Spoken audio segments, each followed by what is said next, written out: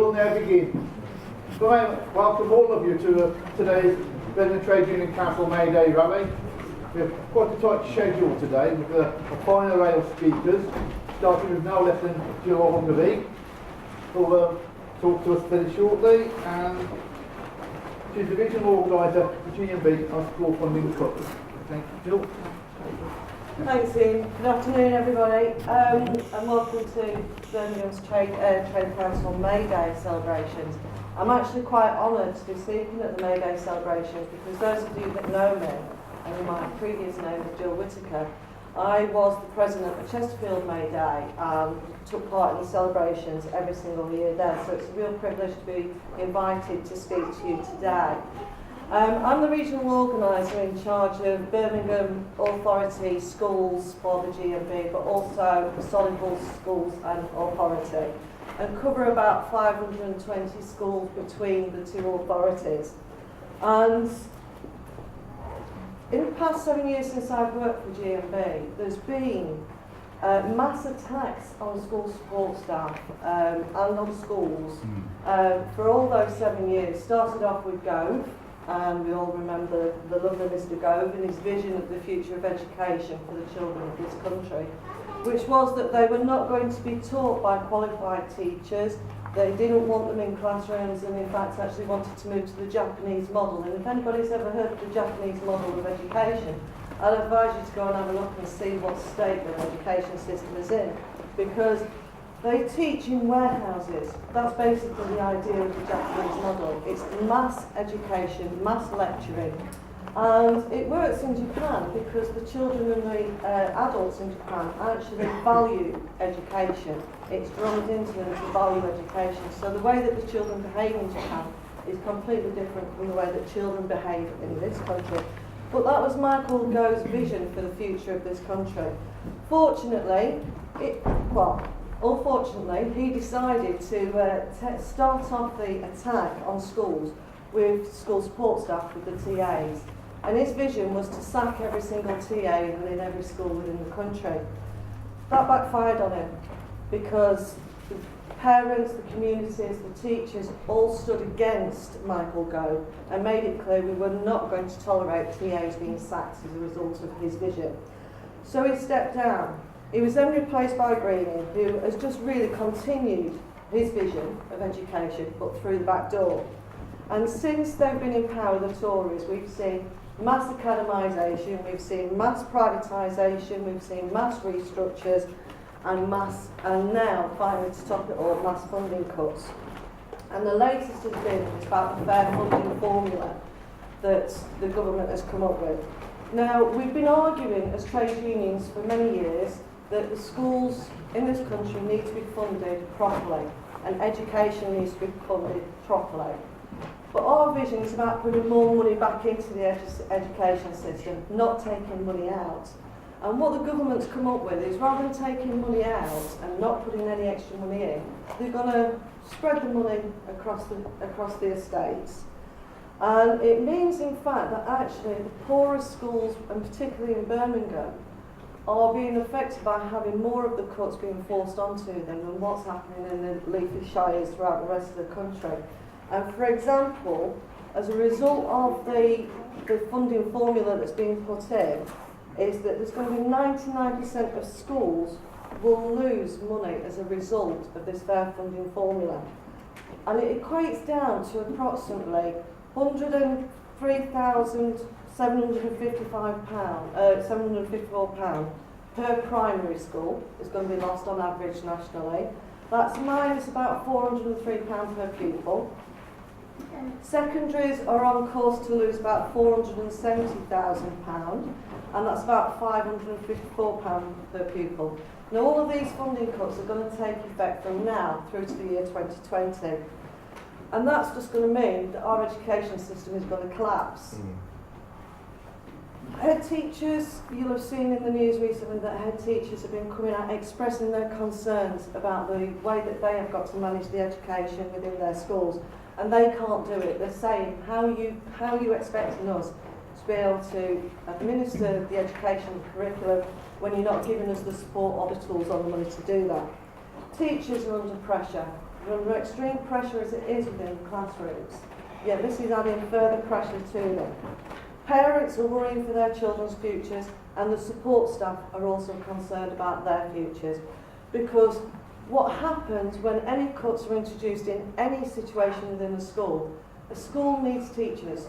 They need the teachers to deliver the education for that child. So who are the first people that get affected is usually the support staff. Now, when you remove support staff from the classroom, it's like stripping away a deck of cards. Yeah, it collapses, and teachers are finding themselves under more and more pressure as a result of the cuts. Now, in Birmingham, the level of cuts is going to be, it's estimated, and all of the figures you can go and go and find out yourself through the School Cuts website, which is an excellent website to go on and find out about schools in your locality and community. But we're talking about £108 million is going to be lost from the education in this city.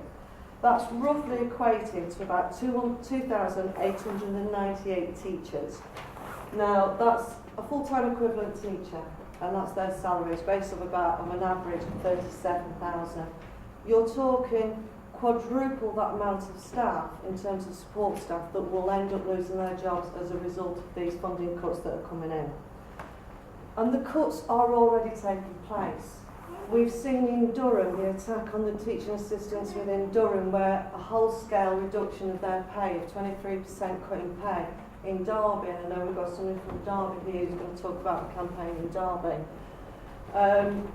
These cuts are already taking place across the country, but here in Birmingham, I deal with over 6,000 support staff within schools, and every single week I am getting 2 or 3 letters from head teachers to say, unfortunately, we're in a situation we can't afford to keep staff on anymore, we've got to go into redundancy talks. That's 2 or 3 every single week.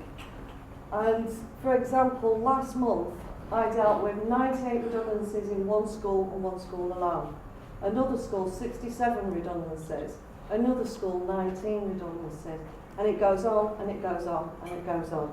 And all these people are being removed, and at the end what is going to happen is going to be the teachers that will suffer, it will be the children that suffer as a result of it. School support staff are some of the most hard-working, dedicated staff that I've ever come across.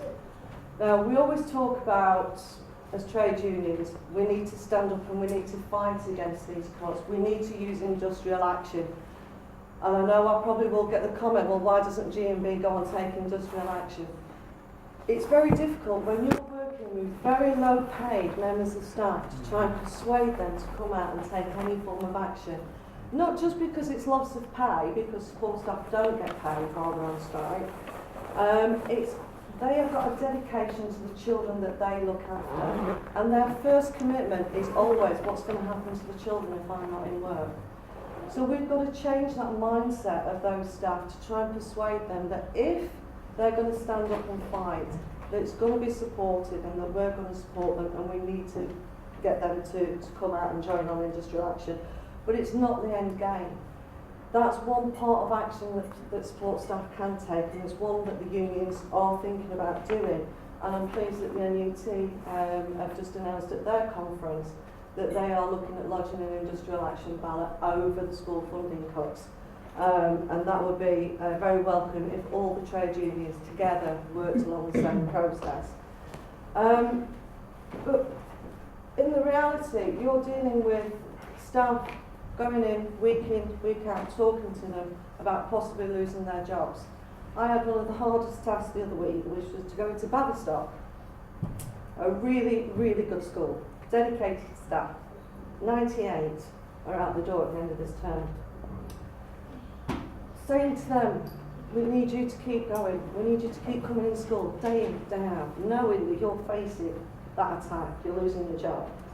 And to top it all, Ofsted went in again this week. Why is Ofsted going into a school that they know is closing just to add more pressure onto their staff? It is disgusting the way that things are happening in this country. But it's also about how the children are being affected by this. And I'll use Baverstock again as the example of what's happening.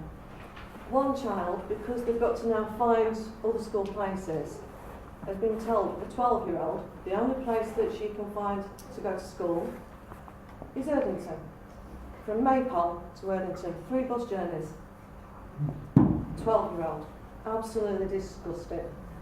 And that's not the fault of the local authority. The local authority is doing everything it can to try and help those children. But that is the situation. That school was a promising school. It was a good to outstanding school before it became an academy. And this is what's happened as a result of the academisation process. It's a money-grabbing scheme, and that's all it's been designed to do. Because the money that was taken out of that school is criminal. And even when they brought the interim executive board in, they were still paying out money to people that didn't deserve that money to bring down the finances of that school, and that's why it's closed. So things like the academisation is criminal within this country. As a result of the government plans, not only are they wanting to cut the funding, but the more and more academies are being forced through. That means more unqualified teachers in the classroom, because that's what academies do. The narrowing of the curriculum. Non-EBAC subjects are being taken out of the curriculum. And for those that don't know about education, the EBAC is the core curriculum subjects, which is English, maths and science. So your arts, your drama, your music, all of that is being taken out. And we've seen that. We've seen an example recently with Small Heath that's going through the restructuring. They're taking out all of the humanities and just making it the core. Parents are being expected to pay more and more for their children's education. And there's just no money left, according to the government. We can't spend any more money on schools. Well, where's the money coming from? The 175 free schools that have been funded so far with £863 million. Where is that money coming from? And where is the rest of the money, the £2.5 billion that they've already promised to the next 500 free schools in this country? It's going to the rich, because the whole idea of these schools that they're setting up is to finance and to provide for the rich in this country. It's not about the education of our children, and it's not about the education of our children in this city. So we've got a choice to make. What do we do about it? Do we just sit back? Do we hold meetings? Do we just talk about it? No, we need to get out. We need to get organised. I'm really pleased that we've got one of the parents from the Boldmere Mums that's going to be speaking as well shortly about the campaign that they've run in Boldmere. We've started the fight back in Sutton Coldfield, believe it or not, the other night, where a meeting of parents, of teachers, of the community getting together to start a campaign and working together. And that's what we need to do. We need to not just start off in Sutton, we need to go through the whole city, hold meetings with parents and communities and get everybody involved. We need to get online, we need to go on the petitions, we need to see what effect each individual school is going to be faced, and you'll be able to do that through the School Cuts website. But most importantly, what we need to do, and we've got every opportunity, regardless of what political persuasion we're in, is on June the 8th, we've got the choice to make the biggest statement going. The only way that we're going to take this education cuts and throw it back along with the NHS cuts as well is by making a vote for Labour on June the 8th. Regardless of